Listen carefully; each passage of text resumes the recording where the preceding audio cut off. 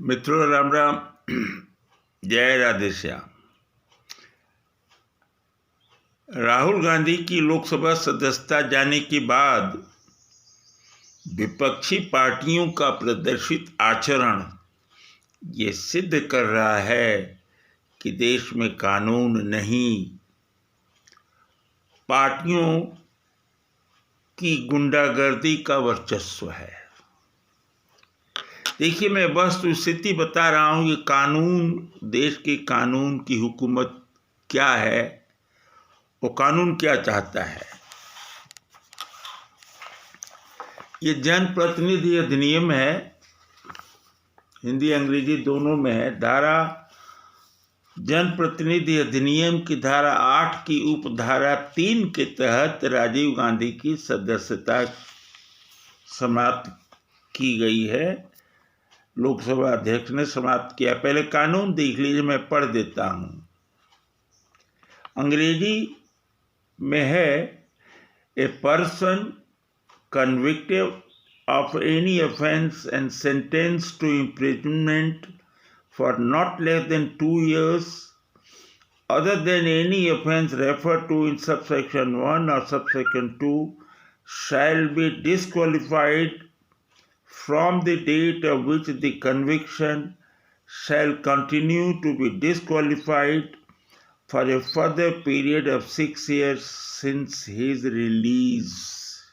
जिस दिन रिलीज हो गए तो उस दिन से 6 साल के लिए। और हिंदी में बता दूं, कोई व्यक्ति जो उपधारा 1 या उपधारा 2 में निर्दिष्ट किसी अपराध से भिन्न किसी अपराध के लिए सिद्ध दोष ठहराया गया है और 2 वर्ष से अन्यून के कारावास से दंडाधिष्ट किया गया है, ऐसी दोष सिद्धि की तारीख से निर्हरित होगा और उसे छोड़े जाने के से 6 वर्ष के अतिरिक्त काल विधि के लिए निर्हरित बना रहेगा, यानी डिस्क्वालिफाइड बनेगा। ये लॉ है, लॉ संसद ने बनाया है। 1951 में बना था और ये नेहरू ने बनाया है। कांग्रेस की सरकार ने इस कानून को बनाया, देख लीजिए। अब 2 साल की उनकी सजा हुई तो ऑटोमेटिकली स्पीकर ने उनके, लेकिन मैं एक दूसरी चीज बता रहा हूं। इसी अधिनियम की एक धारा है 36, ये चुनाव के लिए है। तो लोकसभा या विधानसभा के चुनाव के लिए रिटर्निंग ऑफिसर की एक ड्यूटी है। जैसे यहाँ लोकसभा स्पीकर की ड्यूटी है कि न्यायालय ने उनको दोष सिद्ध पाया और दंड 2 साल के लिए दे दिया, तो लोकसभा स्पीकर ने धारा 8 की उपधारा 3 के तहत उनकी सदस्यता को समाप्त कर दिया ना। इसी अधिनियम की एक धारा है 36।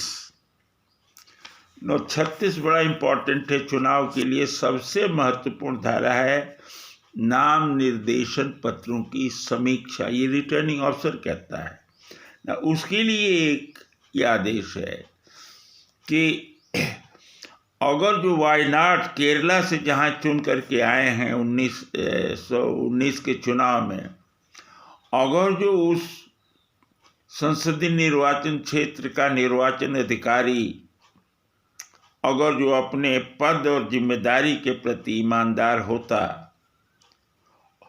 और अपने विधायी कर्तव्य को फेयरली, जस्टली और प्रॉपरली डिस्चार्ज किया होता, तो इसी अधिनियम की धारा 36 की उपधारा 2 क के तहत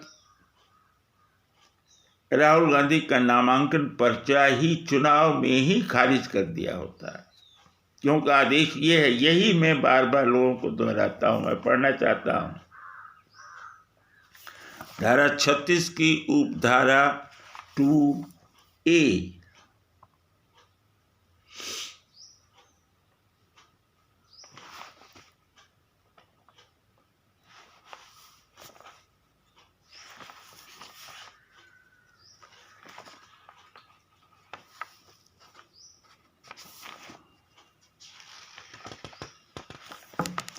थोड़ा ढूंढने में समय लग रहा है। धारा 36 की उपधारा 2A अंग्रेजी में पढ़ूं, थोड़ा हिंदी में थोड़ी हमको भी कठिनाई होती है। नाम निर्देशनों की समीक्षा ये रिटर्निंग ऑफिसर की ड्यूटी है। जितने कैंडिडेट अपना नामांकन पर्चा भरते हैं तो उसमें रिटर्निंग ऑफिसर की ये मौलिक जिम्मेदारी है कि देखे कि कोई ऐसा तो नहीं है जो नॉट क्वालिफाइड है, यहाँ डिसक्वालिफिकेशन है।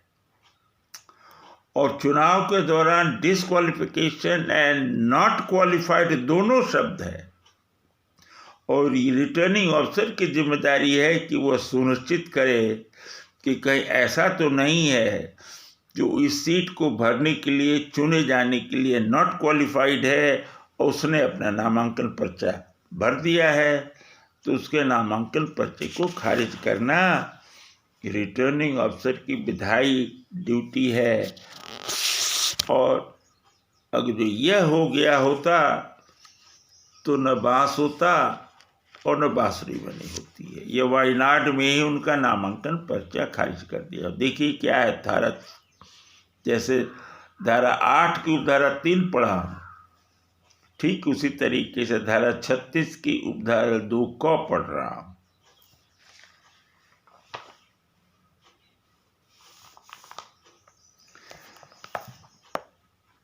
The returning officer shall then examine the nomination papers and shall decide all objections which may be made to any nomination, and may, either on such objection or on his own motion, after such summary inquiry, if any, as he thinks necessary, reject any nomination on any of the following grounds.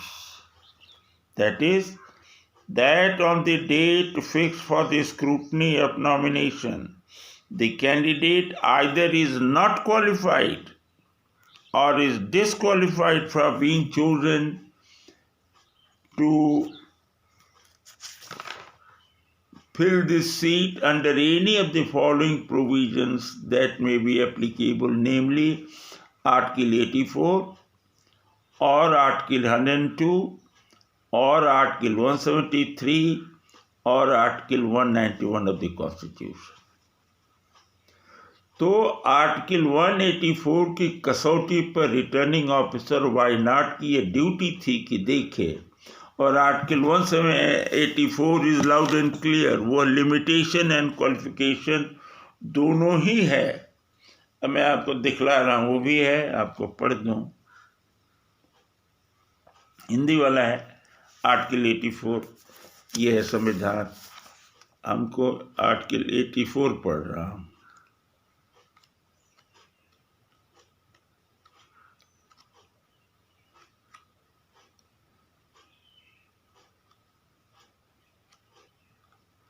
Article 84, संसद की सदस्यता के लिए अर्हता, qualification for being chosen to fill a seat. कोई व्यक्ति संसद के किसी स्थान को भरने के लिए, चुने जाने के लिए अर्हित तभी होगा, ये तभी होगा, ये शर्त है, तभी होगा, इट इज ए लिमिटेशन, तभी होगा जब वह भारत का नागरिक है और निर्वाचन आयोग द्वारा इस निमित्त प्राधिकृत किसी व्यक्ति के समक्ष तीसरी सूची में इस प्रयोजन के लिए दिए गए प्रारूप के अनुसार शपथ लेता है या प्रतिज्ञा करता है और उस पर अपने हस्ताक्षर करता है। दूसरा, वह राज्यसभा के लिए स्थान भरने के लिए कम से कम 30 वर्ष की आयु का और लोकसभा में स्थान भरने के लिए कम से कम 25 वर्ष की आयु का है। और तीसरा, उसके पास ऐसी अन्य अर्हताएं हैं जो संसद द्वारा बनाई गई किसी विधि द्वारा या उसके अधीन इस निमित्त विहित की जाए। ये तभी होगा, वो तभी होगा, वो शर्त है। तो राहुल गांधी क्वालिफाइड तो हैं, भारत के नागरिक भी हैं, शपथ लिया है, सब कुछ लिया है, लेकिन अगर जो आप को कोई पार्टी खड़ा कर देगी तो आप लिमिटेशन के तहत आ जाएंगे। वो अंग्रेजी में, a person shall not be qualified to be chosen to fill this seat unless he is, फिर ABCD, मतलब आर्टिकल 84 के क्लॉज A, B और C में जिस व्यक्ति का उल्लेख है उस व्यक्ति को छोड़कर अन्य सारे किस्म के व्यक्ति इस सीट को भरने के लिए, चुने जाने के लिए नॉट क्वालिफाइड है, अर्हत नहीं है। तो राहुल गांधी को कांग्रेस पार्टी ने खड़ा किया है, उनकी अपनी योग्यता है, on his own right he can stand as a candidate, लेकिन अगर जो पार्टी के कहने से खड़ा होंगे तो वह अनड्यू इन्फ्लुएंस के तहत दंडनीय अपराध हो जाएगा। इसी में वो धारा 123 की उपधारा 2 है, तो सारा इसी में है। लेकिन देख लीजिए साहब, कोई कानून को देख नहीं रहा है। यहीं पे मेरा प्रश्न है कि कांग्रेस पार्टी हो या भारतीय जनता पार्टी हो या आम आदमी पार्टी हो या बसपा सपा हो या कोई अन्य पार्टी हो, हमारे निर्वाचन क्षेत्र से उस पार्टी का विधायी रिश्ता क्या है? अगर जो कोई विधायी रिश्ता नहीं है तो हमारे निर्वाचन क्षेत्र के लिए वह पार्टी विदेशी है और हमारे निर्वाचन क्षेत्र में वह किसी प्रकार से हस्तक्षेप नहीं करेगा, और करेगा तो वह दंडनीय अपराध करेगा, undue influence at the my electoral right. So ये मैं आपको एक छोटा सा वीडियो बनाया हूँ, 12-13 मिनट का हो गया है। यह रूल ऑफ लॉ है, कानूनी विषय है, यहाँ राजनीति नहीं चलेगी, आपकी गुंडागर्दी भी नहीं चलेगी, कानून जो कहता है वही चलेगा। कोई भी house ever high you may be, the law is above you. So ladies and gentleman, मेरे प्यारे बच्चों, इन्हीं छोटी छोटी बातों को लेकर मैं आता हूँ, आपको भिज्ञ नागरिक बनाने का प्रयास करता हूँ, ताकि आप चैतन्य हो जाइए और लॉलेसनेस के विरुद्ध आवाज़ उठाइए। So all the best, good luck and God bless you. Thank you very much. Bye bye. Thank you very much. Thanks a lot.